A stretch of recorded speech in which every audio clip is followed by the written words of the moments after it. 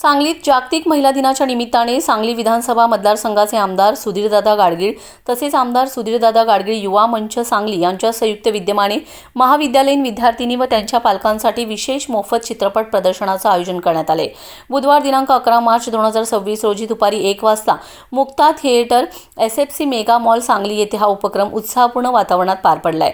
महिलांच्या सन्मानासाठी आणि विद्यार्थिनींना प्रोत्साहन देण्याच्या उद्देशाने आयोजित या कार्यक्रमाला 550हून अधिक विद्यार्थिनी व त्यांच्या पालकांचा उत्स्फूर्त असा प्रतिसाद लाभलाय। महिला दिनानिमित्त विद्यार्थिनींना आनंददायी, प्रेरणादायी आणि संस्मरणीय अनुभव देण्याचा हा छोटासा पण अर्थपूर्ण प्रयत्न असल्याची भावना आयोजकांनी व्यक्त केली। यावेळी